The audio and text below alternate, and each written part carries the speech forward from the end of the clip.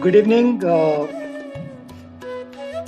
Namaste, all the participants, all the respected participants from India and abroad, our respected trustees of STARS Forum, and special speakers for the today's session, and the all executive committee members of the STARS Forum. I'm sure all of you are doing very well and taking good care of yourself during these ongoing pandemic times. My name is Narendra Paul. I'm working as Chief Operating Officer for a wonderful organization known as CORD, Chinmay Organization for Rural Development, for past 20 years. And this organization is there for almost like 4 decades. I have an opportunity to serve on the board of trustees with STARS Forum.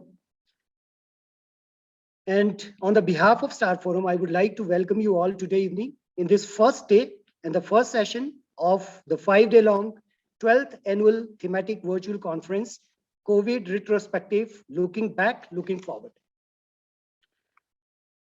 We all are very well aware that, in the modern days, when we talk, especially in the arena of partnership and collaboration, network is net worth. This is what the idea with which the STAR Forum was initiated in way back in 2010 and formed as an informal group. And now, since 2014, it is working as a registered public trust. The key objectives of, let me just introduce you all STARS Forum. Key objectives of STAR Forum is basically it's a network platform for NGOs and individuals for knowledge transfer of relevant practical, market-oriented, and cost-effective best practices, transferring which are enabling transforming lives and livelihoods of needy people in rural India, tribal areas, and in urban India as well. How we do it? We do it through a mutual support, through evolving and continued dialogues, where this one conference today is virtual conference is another example of that, where we share innovation, problem solving, and sustained network building.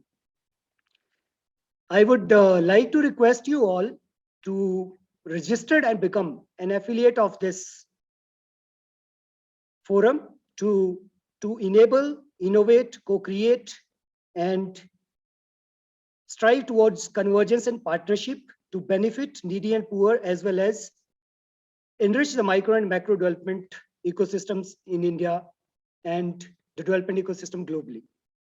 With this, I would like to invite the founding trustee, Dr. Sudhir Prabhuji, who is with us today, going to share inaugural speech on this occasion of 12th annual conference, which is going to focus COVID retrospective, looking back and looking forward. Before, let me introduce Dr. Sudhir Prabhuji to you. Dr. Prabhu, after graduating from Topiwala National Medical College in Mumbai, Dr. Prabhu completed his post-graduation degree in pediatrics and then in allergy immunology in New York. He's practicing in the US. He has been consistently listed in local, regional, and national best doctor listings. He served as the president of State Allergy Society and has published numerous articles in medical journals and made presentation in medical conferences throughout the US. Over the decades, Dr. Prabhu has been involved in promoting developmental, educational, and healthcare causes, both in India and US. I mean, it was great to know that how, since his medical school times, he was inspired by the service, wisdom, and a great social service leader, Baba Amteji, and and his continued travel to the different remote areas of India, looking into the more of micro and macro perspective as well. And that actually actively engaged him in with several NGOs and causes. His effort have been resulted in helping founding NGOs such as STAR Forums and initiatives such as Skills on Wheels and Library of Digital Distant Learning Resources.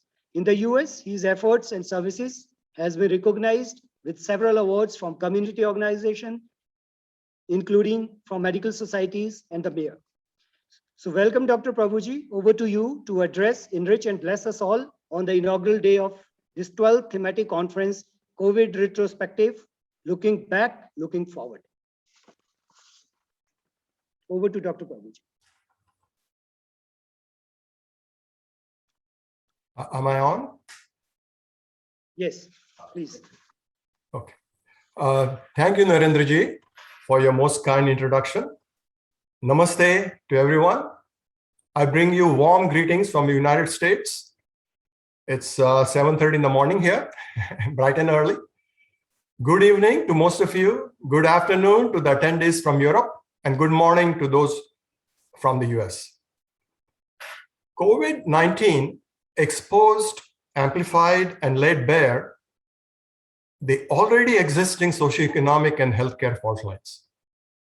We witnessed firsthand in real time and in an unvarnished manner the wrenching pain, suffering, and vulnerabilities of large segments of our population. We witnessed how thin the safety nets really are for a good proportion of our brethren. The pandemic brought the inequities and disparities into clearer and sharper focus. These difficulties have only been augmented by the readily evident ongoing and worsening impacts of climate change. This then raises a question: what will the legacy of this pandemic be? We know that many very substantive reforms and scientific breakthroughs were inspired by mass tragedies. They triggered steps that helped advance the collective human condition. The catastrophic loss of workers' lives in the Triangle's shirtwaist fire in 1911 drove huge changes in the industrial safety regulations, which were adopted around the world. In the wake of the flu pandemic in 1918, when 20 to 50 million perished across the globe, emerged major advances in public health practices based on scientific principles. In January of 1920, in the aftermath of First World War, the first intergovernmental organization, the League of Nations, was formed with a principal mission to maintain world peace, which became the forerunner of the United Nations, formed in October 1945, with a far broader mission inspired by the massive tragedies of the Second World War. Are we at such an inflection point now? I believe we are. The tragic impacts of the pandemic have triggered heightened awareness, serving as a wake-up call, a call for action, a concerted, thoughtful, effective action. Can we essentially go back to pre-pandemic ways and expect different results? The moving parts are many. The challenge is steep, just as the driving factors for the extent of the multidimensional poverty across the country, as just reported by Niti Aayog, are multidimensional. The efforts to effectively address the issue will also necessarily have to be multidimensional. From the micro level, the training and handholding on the ground by the NGOs working in the field, to the macro level, with sound policy, investment of resources, and consistent follow-up. We are well aware that the skills to be marketable, it is imperative that they are relevant to the obtaining demographics, to the changing consumer aspirations and preferences, and in keeping with the emerging economic and technological environment. We will also need to be very clear-eyed about the daunting issues we already are well aware of and which need to be addressed successfully if there is to be a sustained, meaningful, deeper, and wider change we seek. Whether the significant mismatch in supply and demand in the annual training capacity and the needs of various sectors, or the education and skills of our youth currently and the demands of the labor market, current and the future, or the significant shortage of well-trained teachers, I call them teachers, not trainers, and easily navigable streamlined placement linkages in our sector. The low public perception about vocational education, or the lack of effective coordination between government, non-government, and private sectors. To place these efforts and investment of time and resources on a more objective footing, there is a compelling need to inject evidence-based principles in our processes.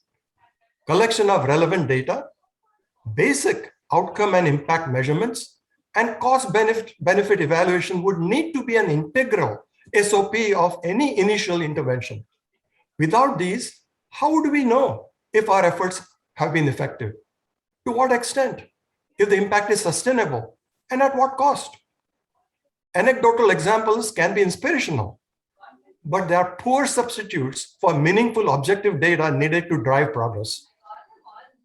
Individuals, NGOs, foundations, academics, corporations, the government, all have a key role to play in this multidimensional effort, which is like a collective yajna for the sustainable positive change for the disadvantaged and the vulnerable among us. The challenges are daunting and beyond the capacity of any individual NGO or institution. Here is where sharing, collaboration, and cooperation become critically important to help advance the capacities, competencies, and successes of stakeholders engaged in skills training, and as a consequence of the sector as a whole. It is in this context that a robust framework for the interested parties, often far-flung, to dialogue, interact, exchange ideas, and problem solve would be potentially of substantial value. An electronic village square, if you will, for like-minded people to come together, to share their innovative approaches and experiences, join hands, create collaborative initiatives and partnerships. A common platform to pool expertise and knowledge for a comprehensive open source learning resource for a well-rounded skills development. It is in these facets that STARS Forum has been active and is striving to serve over the past 12 years for mutual benefit of the stakeholders while simultaneously helping advance the shared larger goal. As I conclude my remarks, I look forward to continued and substantive advancement in the field of our common interest. And now, to a valuable learning experience at the STARS Forum's 12th Annual National Conference over the 5 days. Thank you. Thank you, Dr. Prabhuji, for summarizing the vision, the intent, and spirit of this conference. I mean, how you summarize it in such a manner so beautifully that how it has to be more evidence-based and the data, and top of it with that collective yagna spirit, how all of us can offer that oblation in this skilling and enabling that empowerment for the people, especially focusing the poor people. Now, with this, we would like to now begin our first day session. Today we have two out of a whole 5 days galaxy of speakers. We have the first precious gem. We will start with Shri Paramjit Singh Ji from DBM. And we welcome Paramjit Ji, you, and over to you, Paramjit Ji, to share your presentation with us and your experiences, especially during pandemic times, and how DBM has played a very, very proactive role, and how all of us are going to learn a lot from your experiences and going to enrich us. Over to you, Paramjit Ji. Thank you.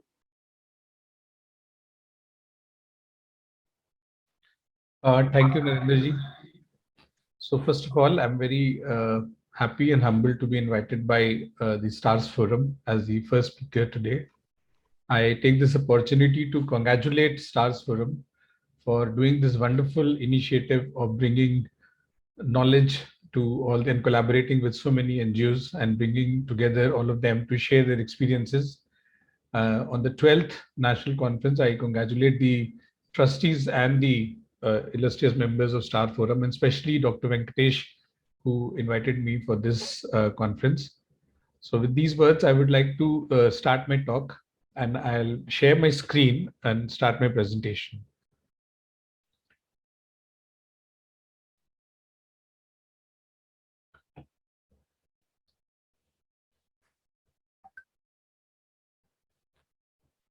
So as you see, so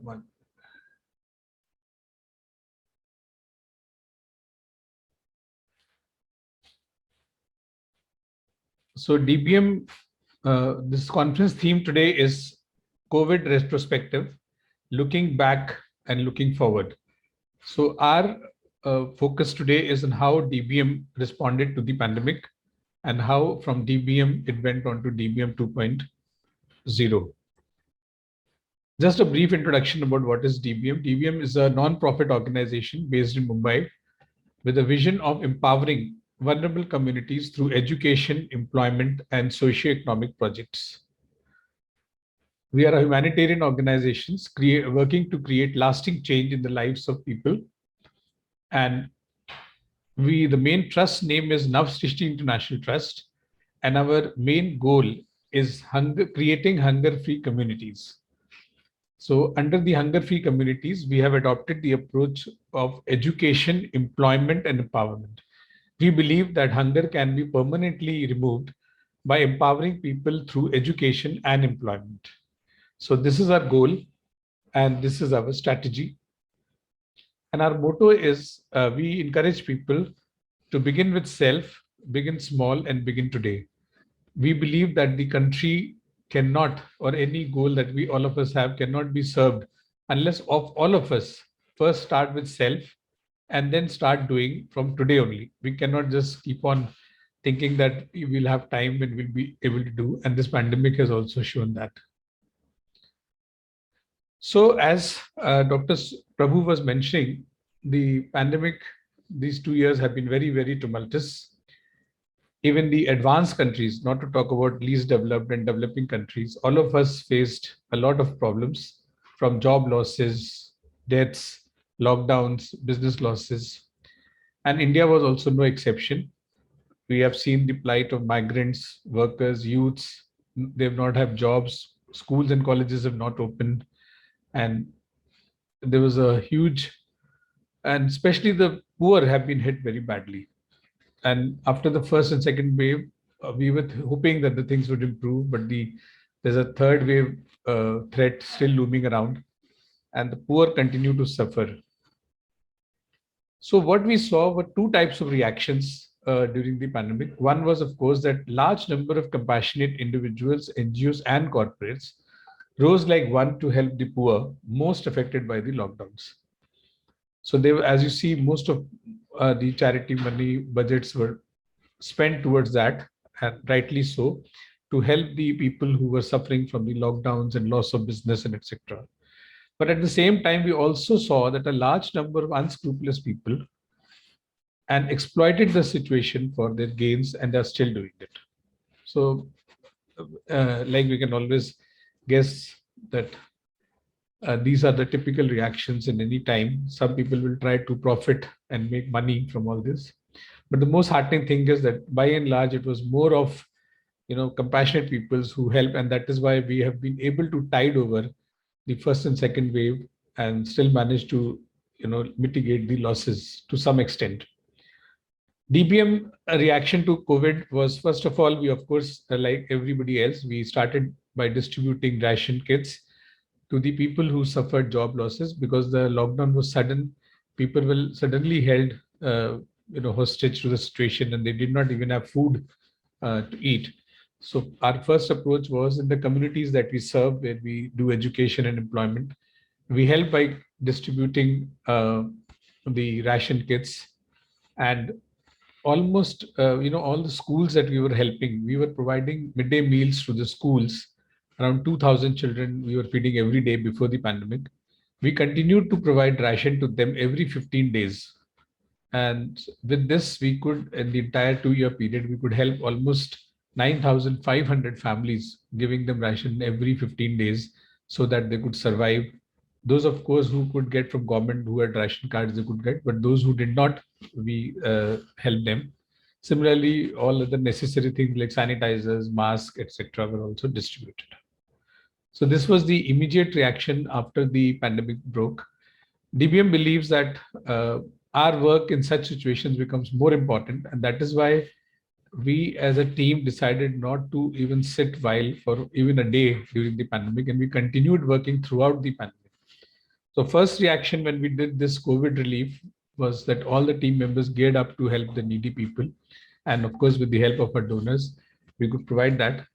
But at the same time, we continued meeting and decided how to continue our core work also, apart from the COVID relief work. So as I mentioned that we have two verticals, which is education and employment vertical. In the education vertical, we have been working with slum schools, providing them all educational facilities or to help improve the education of those schools, from providing midday meal to sending volunteers to teach maths and science, training the teachers, improving the infrastructure of the school. Whole approach was a holistic approach to improve the quality of those schools so that the children studying there should have a better future. So we were working with some 11 schools.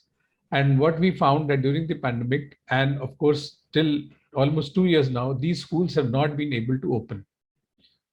These schools were they are very budget private schools, charging fees of 100 rupees or 200 rupees per month. And most of these schools did not have any infrastructure to provide online education. Their teachers also were from the community, and many of them had to migrate to their villages because they could not afford to stay in a city like Mumbai without any job, because the schools were unable to pay the salaries. And the schools simply shut down. So we decided to do something about it. We did not want our students whom we have been helping to suffer with no classes at all. So we immediately swung into action and identified some 200 children of class 8, 9, and 10th, whom we thought we could immediately teach them. Similarly, in the employment vertical, we were training the slum women in various courses like computer, tailoring, beautician, pre-primary teacher course, para-nursing course, and such other things. And even they also could not study because the centers were closed down. And as you know, bringing these women who had already dropped out from the education, these are mostly school dropouts. And even they, if we leave them and we don't continue their vocational skills, there's a real threat that they would fall off the radar, because, as it is in the slums, the education and the skilling of women is the least important priority for the families. And the first priority is given to the male child or to the other business needs. So, but we wanted that these women who have, come forward to learn, we should not let them go, and we should do something about that. But the main problem was that most of them did not have any access to smartphones or Wi-Fi or data packs. So initially, just after 1 month, we decided to take on both these challenges. First, as I mentioned, in the schools, we identified the children who were in the 8, 9, 10th, because smaller children, we were not sure how they will tackle the higher education. And then we contacted some volunteers who were ready to teach these children. We distributed tabs, smartphones in the community to these children through their schools. And we managed to teach them throughout the pandemic. For the last 2 years, we have been teaching them non-stop with the help of our volunteers. And in case of the vocational training, we first, of course, trained our teachers. Most of our teachers are also from the community, and they also did not have any access or experience of teaching online. So we had to train them through the help of volunteers. And we had to first put in place, of course, logistics, like we provided laptops. We immediately sent laptops to their home, immediately trained them into facing the cameras, how to place themselves before that. But the teachers were very motivated. They were very excited to do the work. And as you can see in these photos, they practiced demo sessions with their family members. The beautician teacher would make her daughter sit in the front of the camera and make her, as a model to teach the kids, as she's doing in one of the photos. And their family members agreed to, sit down to show demonstrations. So with this kind of training and logistics and the commitment, we trained ourselves first. And then, of course, we started training the women again distributed laptops and smartphones and data packs and tabs in the community to the women we were doing. And we managed to train from the second month onwards. We continued our online training till, of course, the second wave ended. And now, of course, we are working in the offline mode again. Because all of us were learning, we had never done this before, online things. We continued reviewing ourselves and through the volunteers and experts who could help us in bettering the online education every day.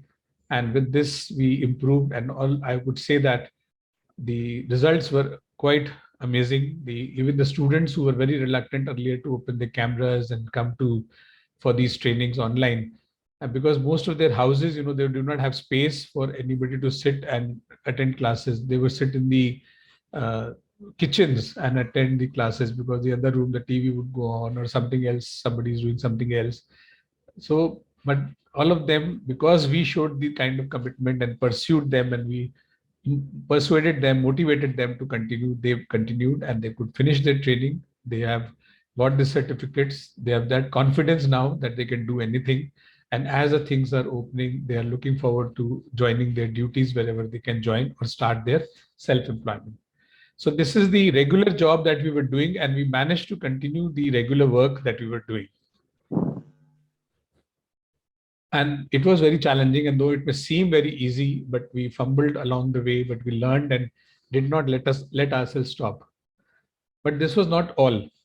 As Dr. Prabhu mentioned, that every problem comes with an equal or greater opportunity. He talked about all the previous, the events that happened, the catastrophes that struck the world, and how the world used those catastrophes to better itself or to use it as a introducing some path-breaking initiatives. So we in DBM also were not just content doing what we're doing a regular job, but we also used this opportunity to reach a new inflection point, and what we called is reimagining DBM. We got ample time, in this pandemic. We could meet every day, which we could not earlier. Every day the team would meet in the morning, and we discussed what we were doing and how we can increase our impact, the work that we were doing, how we can improve upon that. So we use this opportunity to make some long cherished and much needed reforms and adjustments in our NGO. We have completed 13 years, and though we were growing incrementally every year, there were certain areas which needed correction and reflection. So this lockdown provided us this opportunity to make our NGO more agile, systematic, and impactful. And of course, we were assisted a lot from volunteers who guided us, and we took their help to do that. So while many NGOs struggled to survive and perform their work, they could not even do the regular work that they were doing, and they shut down and they waited for the pandemic to end. So we not only provided immediate relief through our COVID relief help, but also continued our education and vocational program, but went on further to inject new team members, opened new centers, and even revamped ourselves, changing our name from Dharam Bharati Mission to DBM India, which reflected the new ethos and the new outreach that we had planned for ourselves. So today what you see is DBM 2.0, a DBM which is battle ready to take on the future challenges head on. This is the message that we sent when we completed our changes that we did. And from the earlier logo, we see the new logo, which basically defines the new steps that we are willing to take, and we took. So what is DBM 2.0 that we did? It was we successfully adopted some of the key process improvements, from upgrading our HR policies, from other financial policies, SOPs, on everything that we wanted to do for the last many years. We took this opportunity, we worked hard, we had a lot of time with ourselves. So we made all those key process improvements. For our MIS system, for maintaining the continuity or obtaining data and measuring impact, we moved down from our Google Excel sheets and Google Drive to Salesforce. Salesforce is a beautiful technology used the world over by big corporates, but we also adopted the Salesforce technology for real-time dashboards and systems.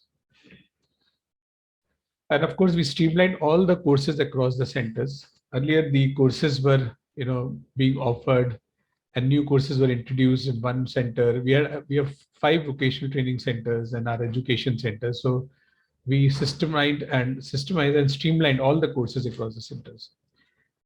Then, of course, we opened 2 new centers as the demand for online teaching increased. We opened one center in Pune and one in New Mumbai in Juinagar. Of course, we also, in the internal system review that we did, we introduced center appraisal systems also. Each vocational center has an annual now appraisal system through which we check their work. And of course, staff individual appraisal system was also upgraded and made like any corporate would like to do.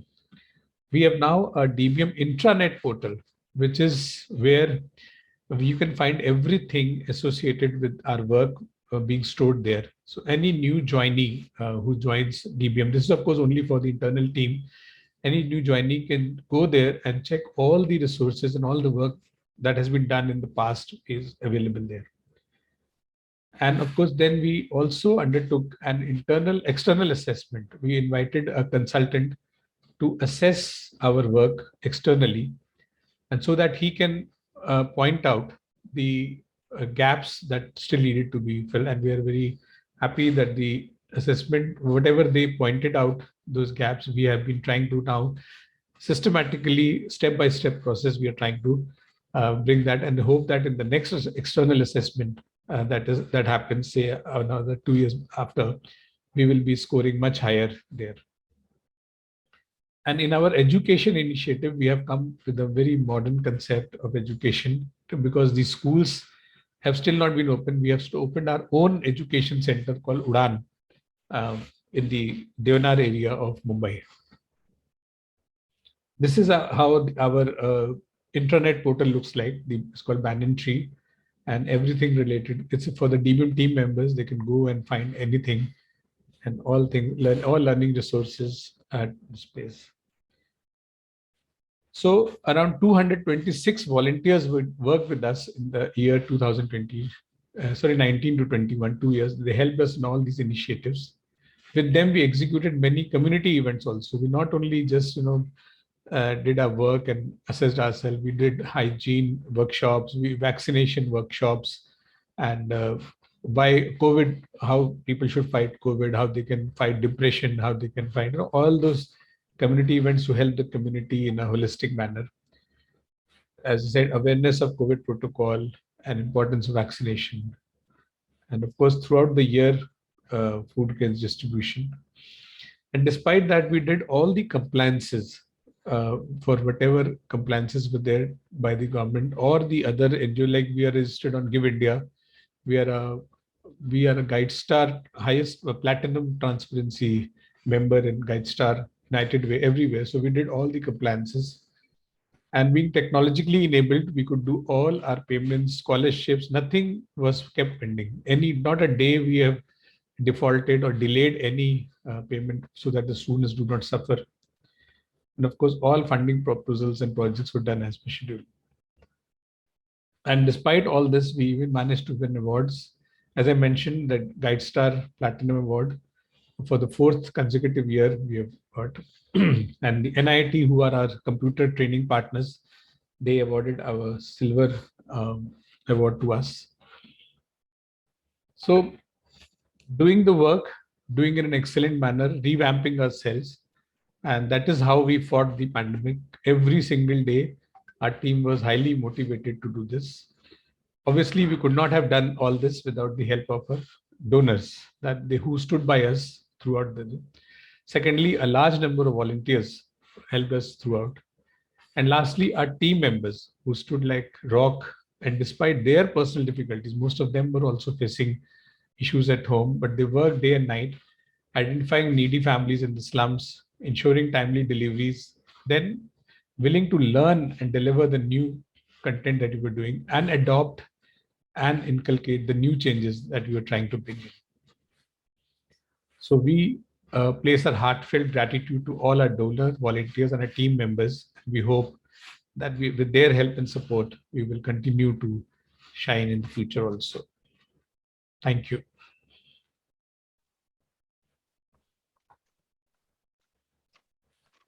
Thank you, Paramjit ji, for this very, very comprehensive sharing of your work.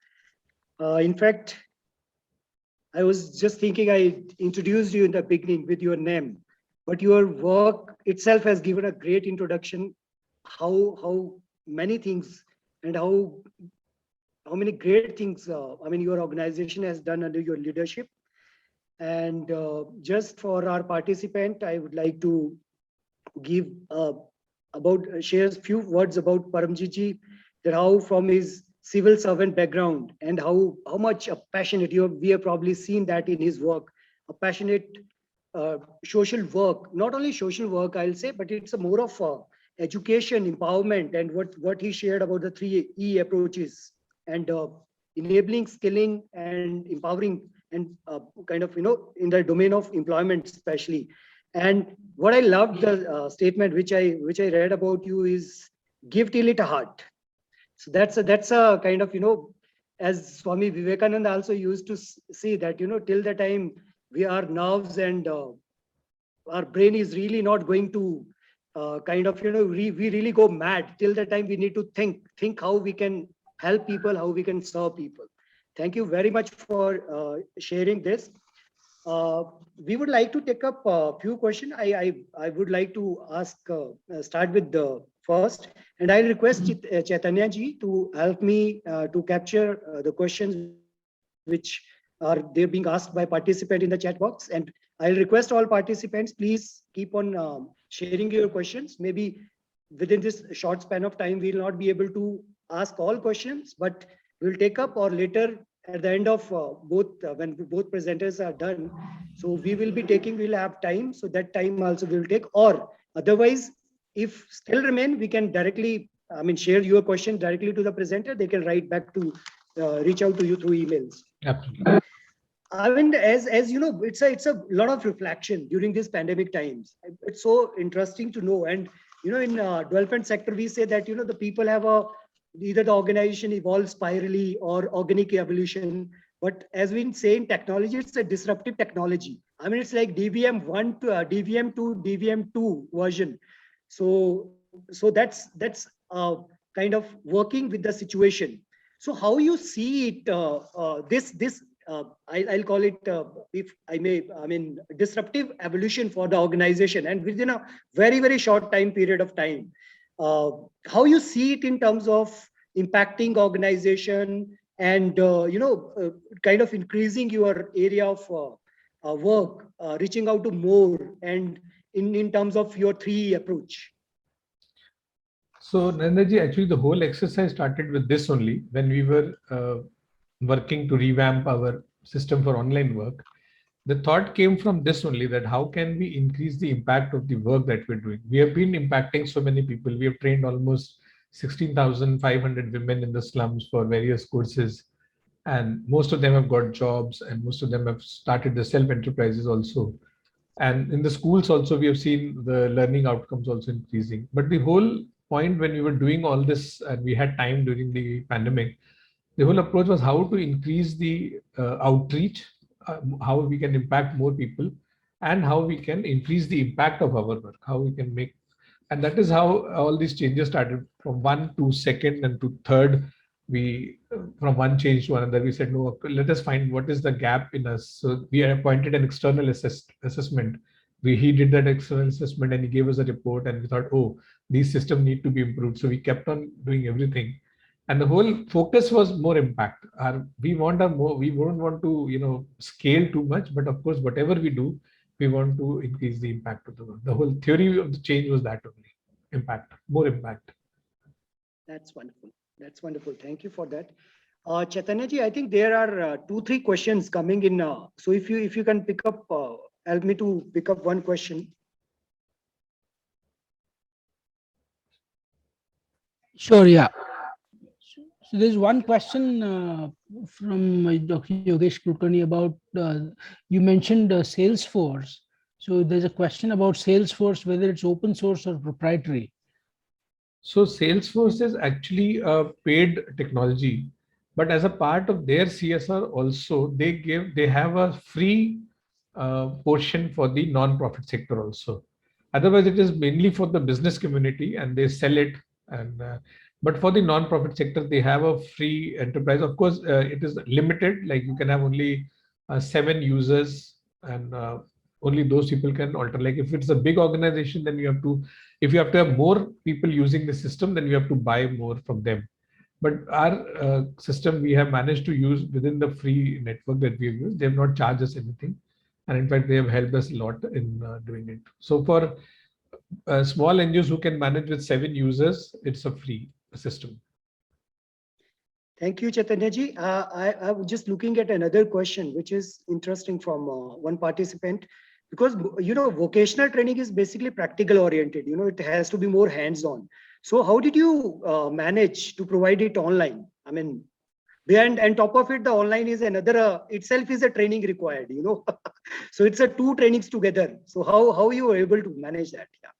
Yes, a very relevant question. That is the problem that we faced when we were doing with our teachers also, when we were training them. So as I showed in the photograph also, the teachers had to practice this, before showing it somewhere. So they use their children, as models and made them sit in their house, or their family members, and they practice over them and showed them. And as regards the students who learned online, of course, they faced this problem that they could not do many practicals. And we allowed them, when we opened up, we allowed them to come to our centers and practice. That was a challenge, and that, of course, nothing could be done. But at least we could show them whatever needs to be done. And today, if you see in the YouTube also, a lot of videos are there where you can just watch and learn. And we helped them to and guided them towards those videos, also showed videos how they can self practice at home also. So we use a technology as a model to do that. Great. I think you're again supplementing and complementing in many ways the objective and vision of STARS Forum, which is skilling, maybe going in a hybrid model or making it more of open source for. Another question is coming. Did the pandemic help to reach outside your base work area as well? Yes, definitely. Earlier, actually, our centers where we were located, like mostly our work is in M Ward of Mumbai. We have identified M Ward of Mumbai because that is one of the poorest areas of Mumbai. It has the lowest human development index. It has a death ratio of mortality rate of 40, life expectancy of 40. Sorry, so it's a very area with very backward area. So earlier our centers, people were coming in the offline mode, and we could have students coming from that area only. But when we did online training, we are to our surprise, students joined from all over India. We had in a spoken English course, we do a spoken English course. We had students coming from Andhra. We had one person joining from Nepal also. He joined for this spoken English course. Similarly, our teacher training courses, we had one student joining from Oman, Oman, and of course from other areas of Coimbatore and UP, all these areas. And even the volunteers, earlier our volunteers used to come to our center and they could come from Mumbai only. Similarly, volunteers could do from all over India. We had people volunteering from Delhi, Hyderabad, Bangalore, Chennai, and even one volunteer lady was teaching our school children from South Africa every day. So, wow. So that helped us. This pandemic, of course, helped us when we moved online, so we could truly it's not only expansion in India, but yeah. it is expanding outside as the boundaries of country as well. It's wonderful. The one interesting question, it's kind of, have you conducted a kind of assessment? Most of the time we conduct training and give a skill, and what is the kind of retention or continuity of what we imparted, and still the people are continuing with the same skills or in those areas? So see, most of there are 2 types of people who come to the training. One is, of course, very serious people who are very serious about job and they really want to do jobs and they come for skilling. But we encourage another set of women, especially, to come and learn the skill, though they may not immediately practice what they are learning. But we always encourage women to have some skill, because we believe that, if at times of need, when women say something happens to the family, say the husband is dead or something, a woman has to leave the husband family. If she does not have any skill, then she has to undergo exploitation and she doesn't know what to do. So that skill can come in hand in that time. So we do not just, there is always a pressure on us from the donor perspective. Donors say that if you have training so many people, 70% should be working in jobs, and that is always there. But we have always believed that no, our purpose and the motive is larger. We want people to get skills immediately. They may not work. They may work in part-time or even from home as self-employment. But we encourage them to learn skill despite the fact that they may not immediately work. Thank you, Paramjit. I personally too have 5-6 questions basically, but looking into the time constraint, and we have another eminent speaker with us. So thank you very much for your this enlightening and very much based full of experiential wisdom, and of course disruptive evolution as well. This is stuff I got for organizations and who all of us are working development sector in service to people. So thank you very much, Paramjit. Thank you so much. Now, I would like to take this towards move to our second session, and we have eminent speaker who is working on the ground. And when we say the youth is the population which is in the country, which we need to focus, especially in the domain of skilling and how they can contribute through the skills. I mean, I was reading one interesting report where I came to know that if we are training 100 people, only 8% are getting employment. So in the skilling area, these are the reports, some authentic reports. So that's the area where we have today. I would like you to introduce to Miss Elaiva Das, who leads the Transforming Rural India Foundation, which is a youth initiative, particularly focused on the 4 E's. It's interesting, 3 E's then 4 E's, right? So 4 E's: employment, employability, entitlement, education, and entrepreneurship. And that's, I think, are the very, very crucial of crucial importance for the youth, and especially rural India as well. She has pioneered the Yuva Compass. We would like to listen from her more on this solution to catalyze the economic opportunity for the rural youth and migrants in remote locations of the country. I think she will be focusing this migrant, especially during the pandemic times, with her experiences.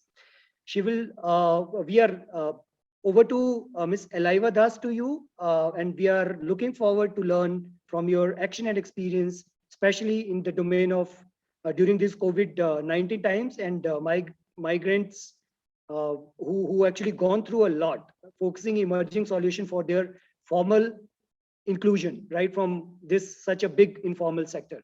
Over to Elaiva. Thank you. Yes. Thank you very much, Narendra ji, and I'm truly humbled, listening to Paramjit ji speaking and how they have revamped from DBM to DBM 2.0, and really honored and glad to be sharing this space with you today. And yeah, I mean, it was a great journey which you took us through your presentation. So I'll just take a moment to share my screen, and yeah, and then we can probably begin. Yeah.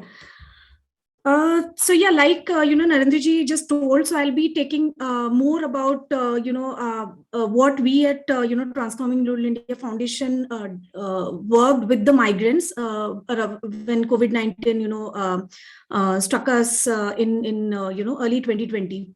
Yeah.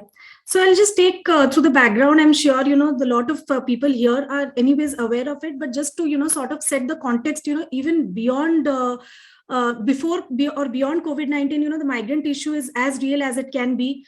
because particularly in a country where we are, in India, close to 92% of the India's workforce is employed in the informal economy, and they are, devoid of any sort of social and legal protection. So this was anyways before, the COVID-19 pandemic. So we at TRIF, we work largely with the, rural areas. So we are like the source places from where these migrant workers migrate for work to, the tier 2 or tier 1 cities.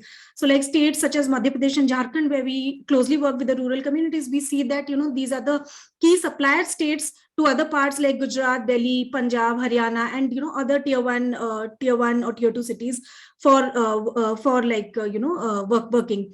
And despite, there being a Ministry of Labor and also, Ministry of Skill Development and Entrepreneurship, which has come up recently, we still now, there is no formal recruitment structures to support this. And largely what we see is, these youth or these migrants who migrate out go into the informal structure, and who contractor, they use the mechanisms of contractors. So they are not directly employed to the employer. They enter into the workforce through, various middlemen, like their channels of middlemen through whom they actually get the work. But also we see that, the data, the labor force participation rates and other things suggest that, 10% of India's GDP are contributed by these, informal migrant workers. And several economic sectors, they serve as a backbone to several economic sectors, like, for instance, construction sectors, tourism and hospitality. These are sectors where, largely driven by, this informal migrant laborers.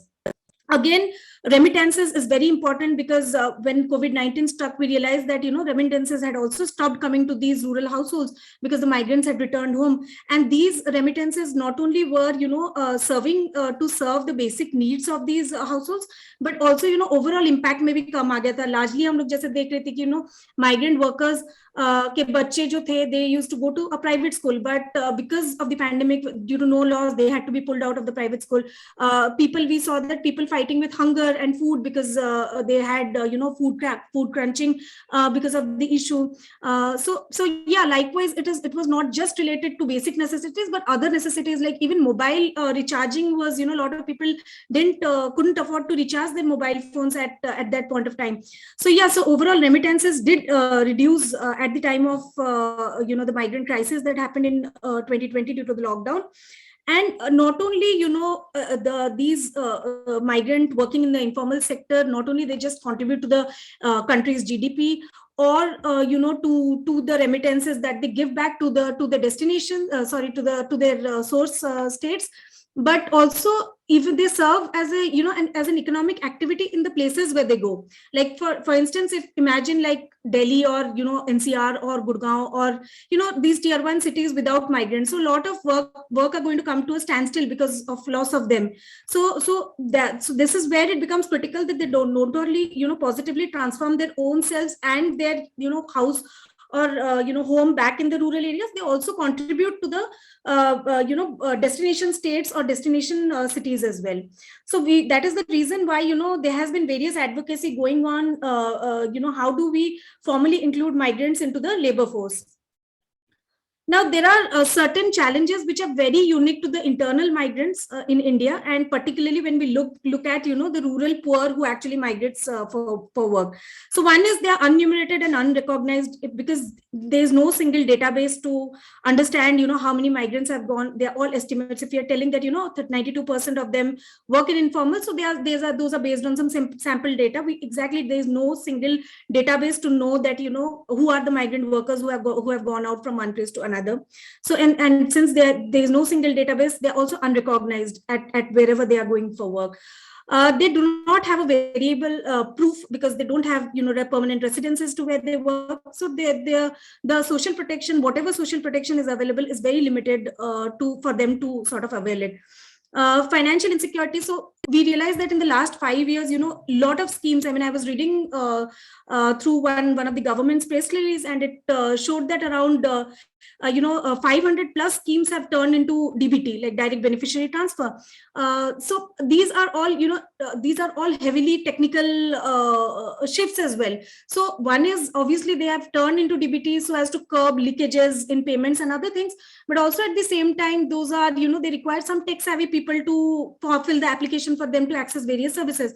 Now, when we look at these rural poor migrants who have gone out to work, they are really not that tech savvy, and they don't have, various proofs with them. Like, for instance, they don't have an electric bill to show their residence. They cannot prove like where they are staying. And once, because they are unable to, show something, or for instance, for in bank, the PM's very prestigious program of, Jan Dhan Bank's bank account creation. So, we just keep telling that, okay, this is a very good scheme which has come and is going to help the population. But we also have to realize that those are not accessible by the poor, because they don't have the financial knowledge with them. They cannot just go at a bank, because banks are anyways overburdened. So you won't find somebody who can counsel them of, why should you create a, this ABC bank account, or what should be your savings mechanism, what should be your credit mechanism. And because of all this, we also see that, the savings pattern in them is also quite poor or weak in these migrants.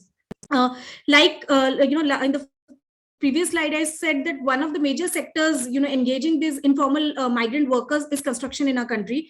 But nevertheless, despite all of this and massive awareness around the Board of Construction Workers, various entitlements and schemes for these workers, they are rarely, both at the source as well as the destination, there will be largely % of the people who do not have availed the BOCW card, meaning that they themselves have not got a benefit, and also subsequent schemes like scholarship schemes for the kids, or marriage schemes for the daughter, or the death and accidental insurances. Those schemes are also they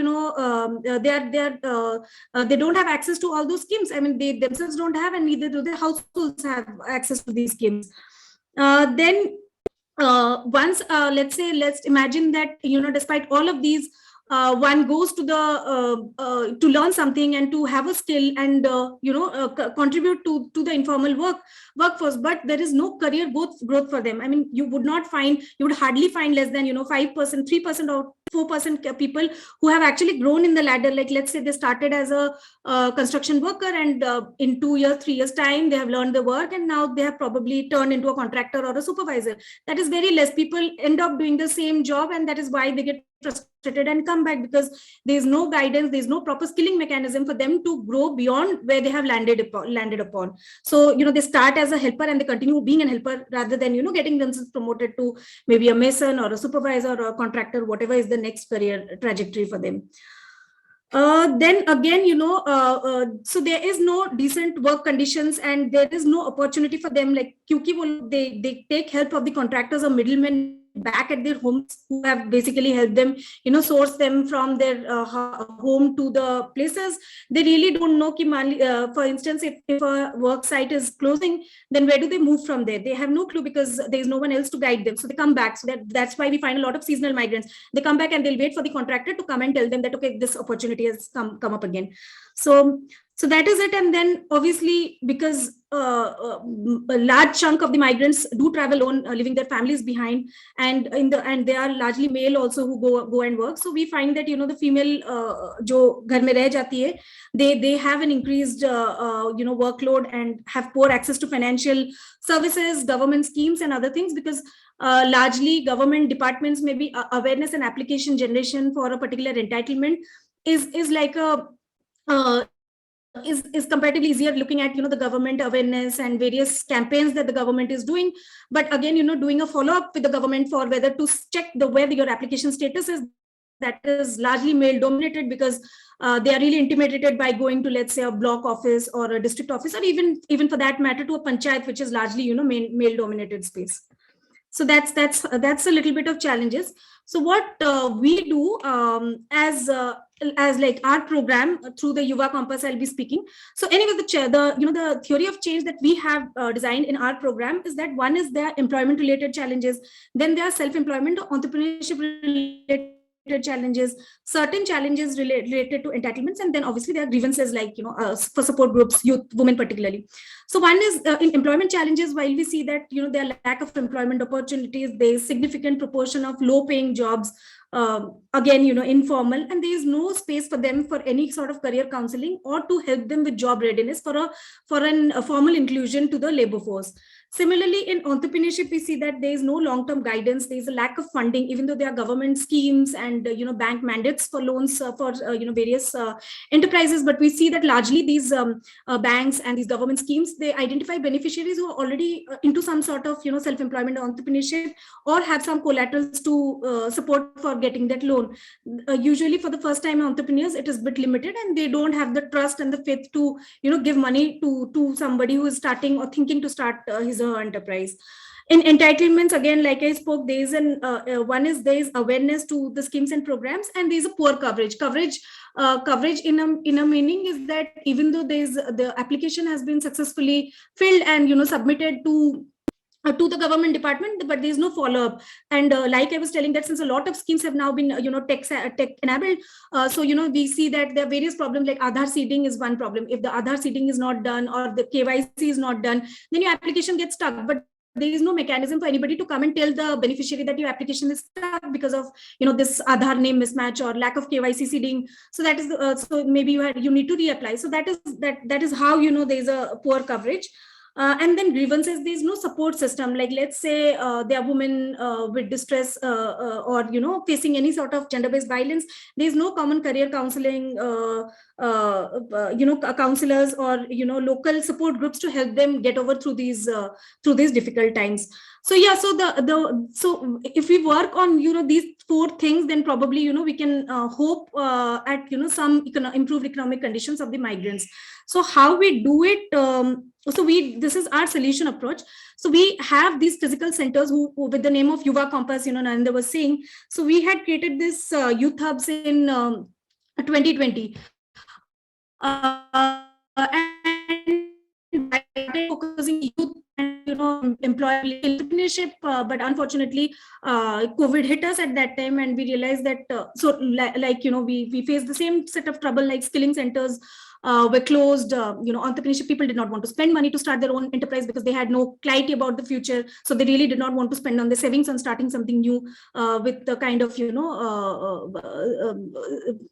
lack of security that they had.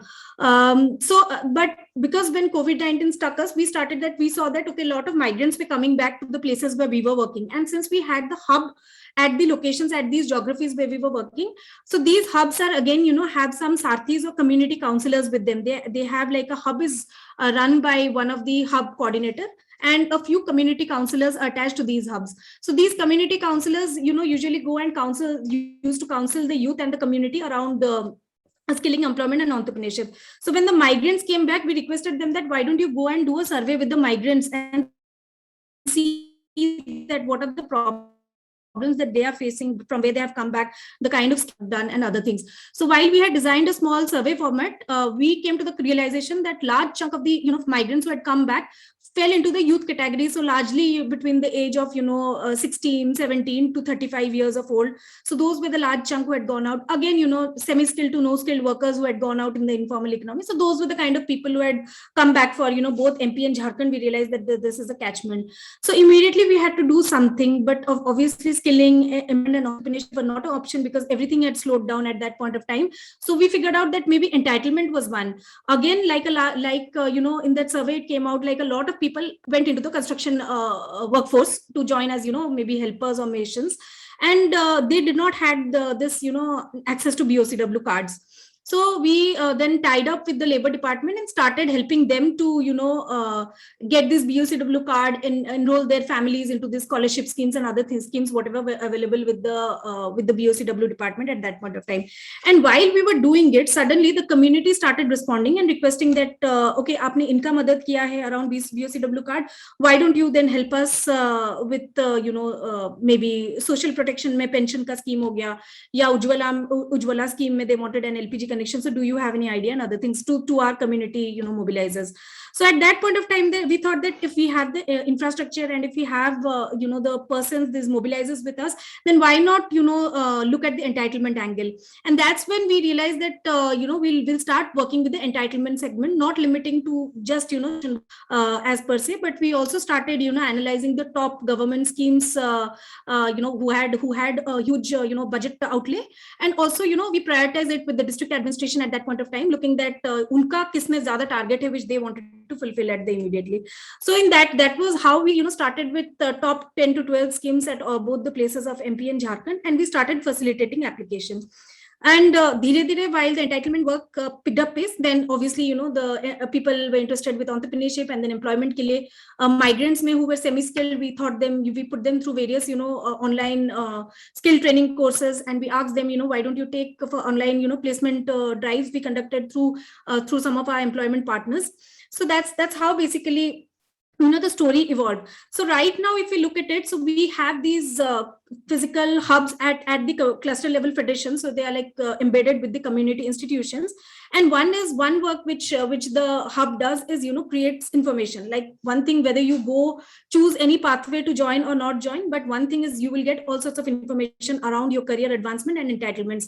So all those information aggregated at one place, and you can come and just visit and understand the kind of opportunities that are available to take. Then obviously we have this modules on mentoring and career guidance. So we help them with counseling them and helping them choose a particular sector to involve into, be it in skilling or employment and entrepreneurship. And again, we have mentors, locally identified mentors to help them, particularly around enterprise setup and other things. For local entrepreneurship, because skilling and employment may we had partners with us, we never imparted the skilling through our centers. So we had aggregated partner networks with these hubs, and skilling was done largely by them. Same goes for employment. We had tied up with various industries in the nearby areas where we were working, and we used to take help of them. So whatever vacancy used to come, they used to source these youths or these migrants from our hubs. But in enterprises, we had a bit more detailed engagement with the youth, because there was obviously no aggregator or a solution provider. So we created our own mechanisms.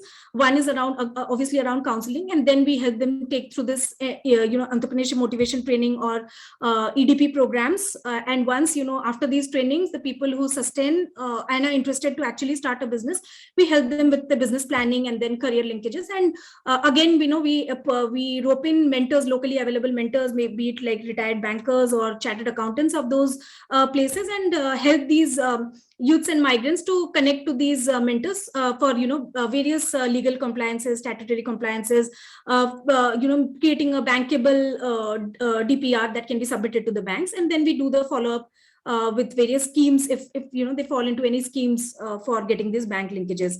And again, post starting of the enterprises, we again associate them to mentors, so that they get a 1-year handholding support to see how the cash flow is happening, what if they can sort of enhance the business portfolio and other things.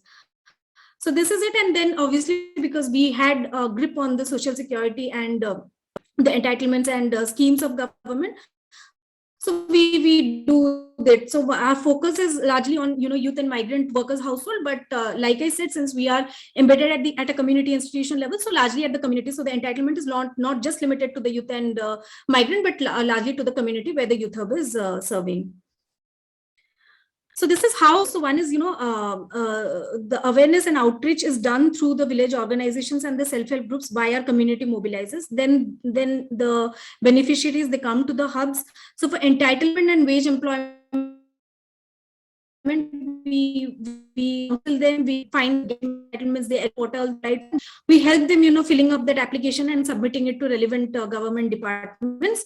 And for wage employment, particularly because Manrega has a large budget outlay, so Manrega may we help them both in terms of securing a job card if they don't have, and creating assets under various schemes like category B and CD works of Manrega.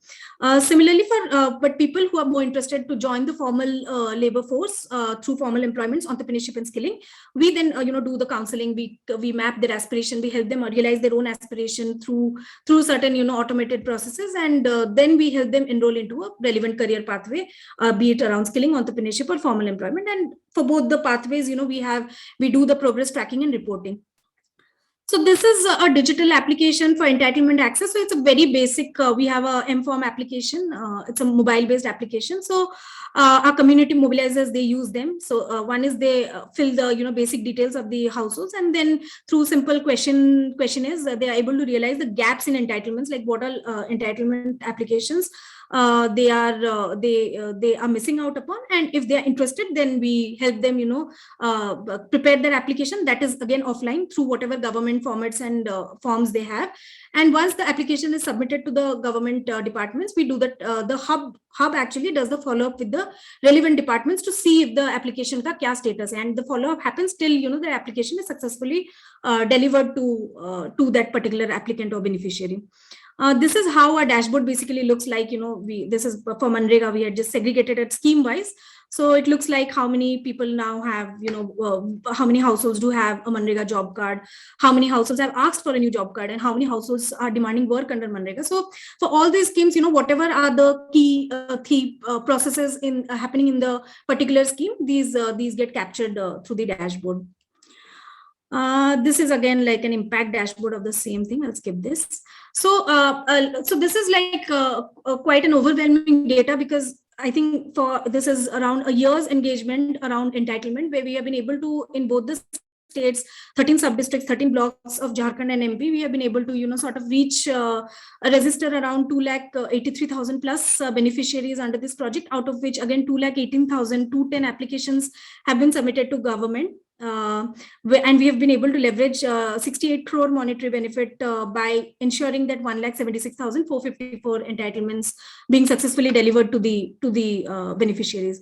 So yes, so it's quite a way we see that it's quite a low-hanging fruit for us in our program, because formal employment and skilling and entrepreneurship are a bit more they're time-consuming and they require more resource-intensive as well. Like we have to really engage with the youth and the migrant for them to choose a career pathway. But entitlement is a low-hanging fruit, but there is a good conversion. I mean, the government is also quite responsive. If the documentation is okay and if they have the targets and the budgets for it, they do ensure that the applications get delivered to these beneficiaries. This is like for the youth around formal employment and entrepreneurship opportunities. So again, like we have a registration and counseling modules, then pathway wise module में हम लोग देखते हैं कि skill training में enrollments, placement में enrollment, entrepreneurship में तो entrepreneurship का जो module है, it's quite automated. You can just fill in some basic questionnaires and you can have a DP business proposal or a DPR ready in absolutely no time. So again हमारा the intention is to make it youth facing, कि youth या migrant जो है वो खुद ही उसमें भरकर data अपना कर पाए.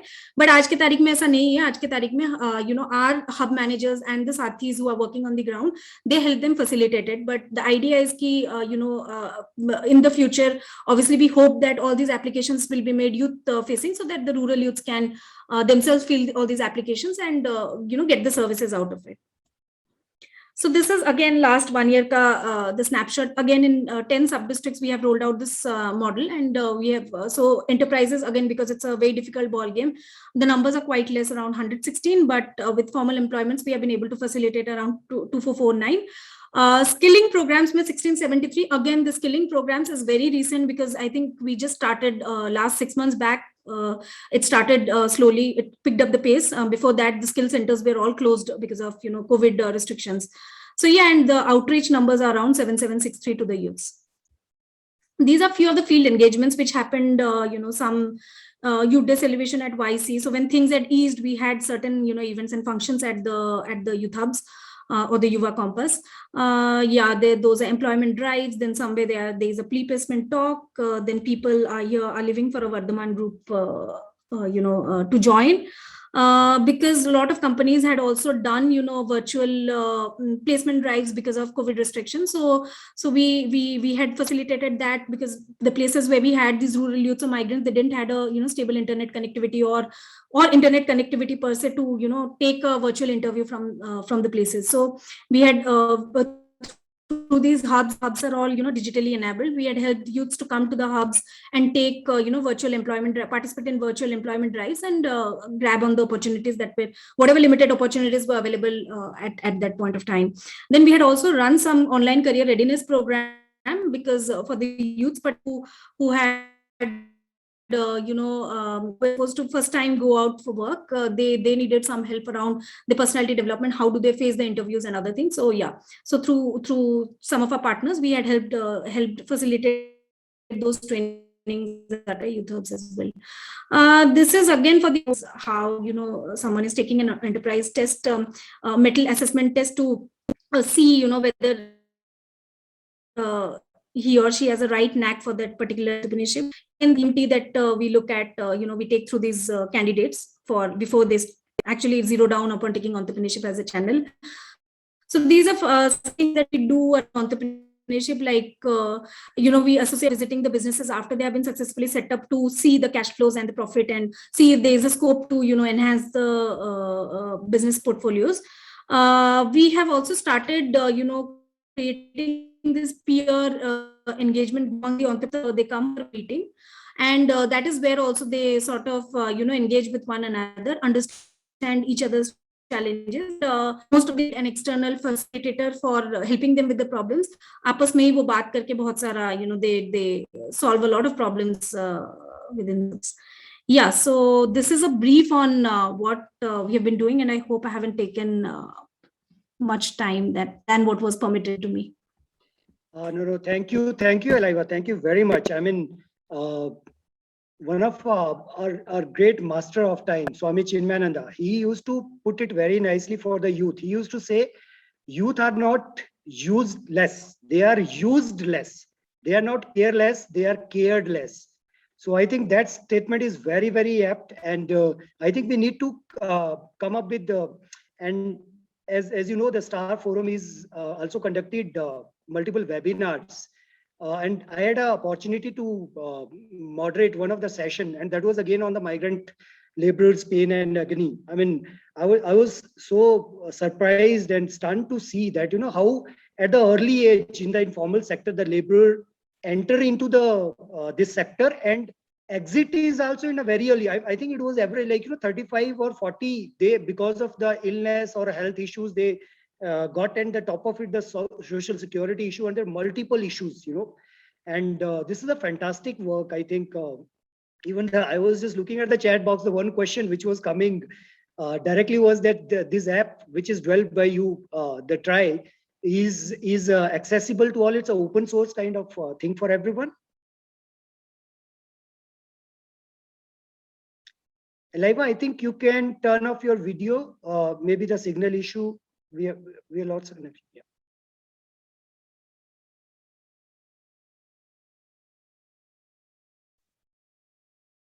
I think we've lost Aliva ji for a minute. Yeah, she's coming in. She's coming in. Just a moment, please. Yeah.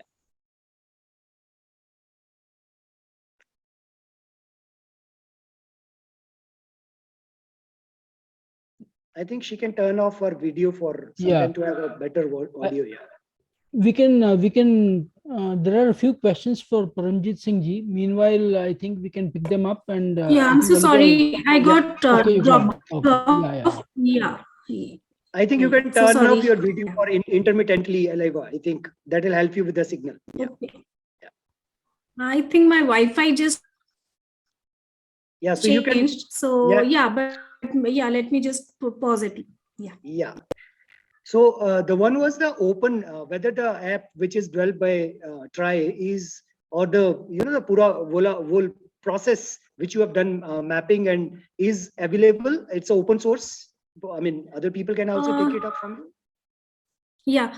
So no, it's not currently open source. We have developed it through our IT platform, IT vendor. But yeah, we'll be happy to share it. It's so basically you'll just have to add in geographies to just expand it to other communities. So I think in that way it is we can share it further, but it's not currently it's not open source. Okay, thank you. Few more questions. One is, it's not a kind of the reverse migration. I mean, all of us have seen. The one question is, if I am asking this question correctly, is what the NGOs or government not prepared?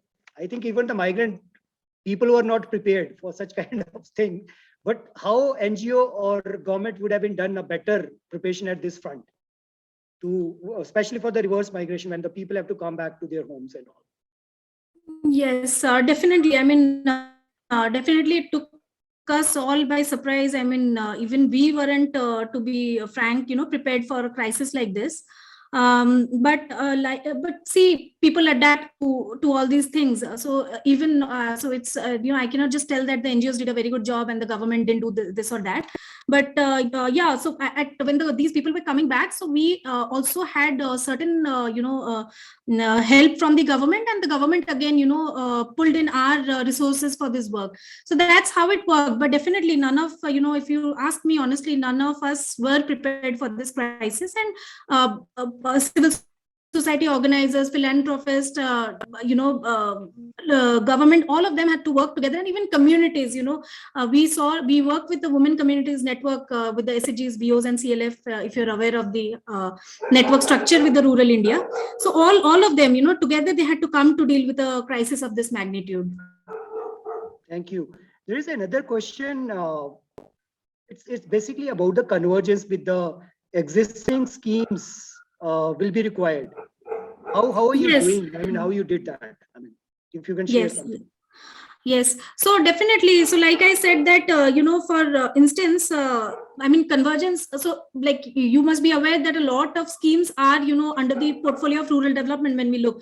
But even under rural development, you find, social protection is one vertical, Manrega is one program, NRLM is another program. It's So very there is parallel. isolated yeah, kind they of are all, efforts. parallel things, and even they don't interact. The at the state level or the national level also, they are all like separate wings and they don't interact.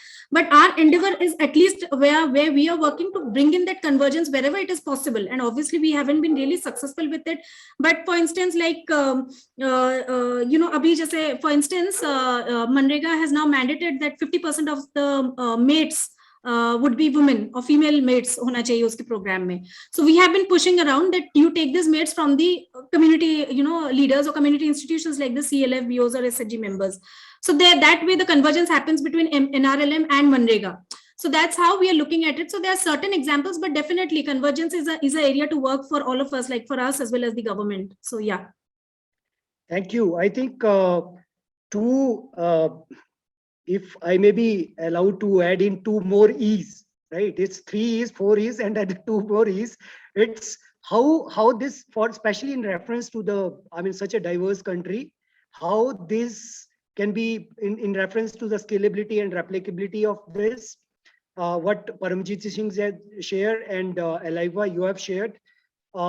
It's more how it can be more effectively, how it can be more effective, and how it can be more efficient. How you see the role of, I think it's an open question even with the Paramjit ji also to share after Aliva, to mainstream it or to make it for the benefiting many more people.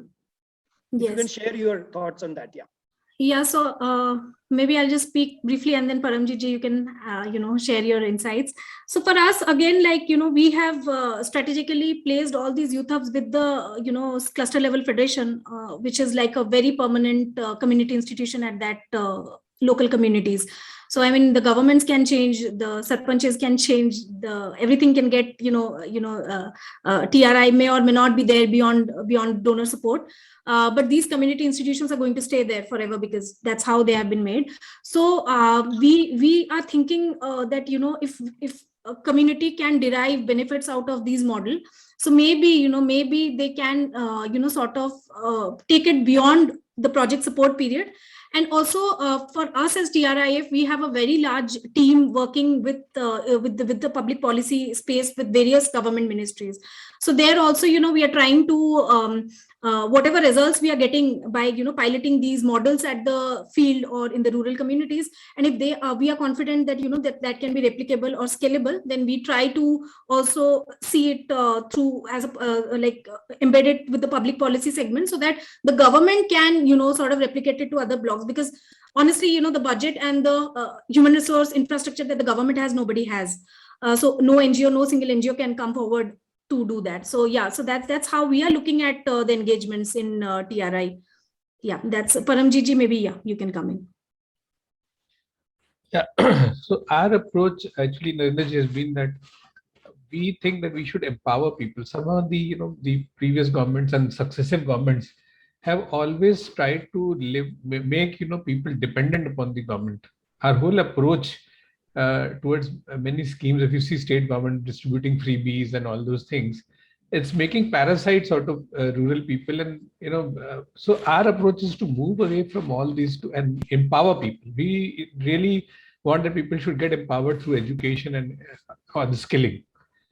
Skilling, if you have seen, actually, you also mentioned rightly that only 8 people out of people, because the education system is so bad, the skilling is so bad, even despite all our efforts, even the NSDC, National Skill Development Council, and various initiatives, they're not able to scale people. And the government's approach is typically to just throw freebies at such people.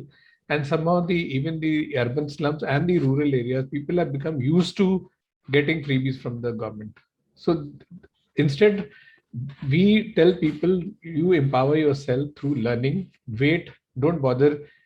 जैसे कि नहीं sir, आपका computer course करके हमको 6,000 का job मिलेगा. I don't want that. So we tell them, see, initially you will get 6,000, but as you will improve, as you will empower yourself through various other courses that you can do, sky is the limit for you. But what they're looking at, immediate, relief. So that is what actually. So our approach is basically to move away. Of course, community initiative. That is why we tell the community also, try to encourage people to do like entrepreneurship. You start your own enterprise, have a skill, start work with people, collaborative approach, and in your enterprise do something rather than depending upon freebies. Thank you. I think all of us are so enlightened by these discussions, and we may take more time, but just because of paucity of time, it's interesting. I was just reading one, what we mostly see in the private sector, especially the NHAI, National Highways model, and we call build, operate, transfer. So the the steps which Elaiva shared. So it has to be, but all this build, operate, transfer through has empowerment, education, employability, entrepreneurship. I think that has to be the kind of the nitty-gritty of this whole BOT kind of model as well. I was reading an interesting report. Before I conclude, I would like to share that it was basically from the UN Interagency Task Force on Social and Solidarity Economy. So there is an interesting term they used, plural economies, which is a term there, and more of how to bring, and especially this is basically a study on the COVID pandemic times and how community has to be brought in the center stage. Even the organization called I am working, where we are able to kind of make the state government to come up with a notification to engage people, not just lockdowns or those kind of situation, but bring people to the mainstream as per the Disaster Management Act. Also, there are provision. And another thing which was interesting was alternative people and planet-oriented business models. So that is interesting in terms of reference to the skilling, where the skilling is going to be one of the key core component. So thank you very much, Elaiva ji and Paramjit ji, for your such enlightening session. I would now, just a clap. We wish that we were unfortunately not able to be physically on this, but we still look forward in upcoming years so that we all can sit together one-to-one with each other and that have that human warmth as well in terms of reaching out to each other. So thank you very much. Thank you appears very small in this kind of learning and enriching experiences. But on the behalf of Star Forum, I greatly appreciate your time and sharing this wealth of experiencing, and in a very, very disruptive times with that all disruptive innovations and this thing. Thank you. Thank you, sir. Now, I would just, before I conclude, I would like to thank you all august speakers, participants, and our Star Forum team and trustees of the Star Forum, executive committee members. And just to introduce you all, we are really looking forward tomorrow as well for a very enlightening session where we'll have two eminent speakers, Shri V.S. Radhakrishnan ji, who is a chairperson for Cheshire Disability Trust from Bangalore. And tomorrow's basically this session evening, 1.5 hours, we are going to focus the marginal sections where the people with disability, the first time people with disability were counted in 2001 census. So we can understand how much they have gone through especially those pandemic times, and we will be listening from their insights and their experiences from V.S. Radhakrishnan ji, one.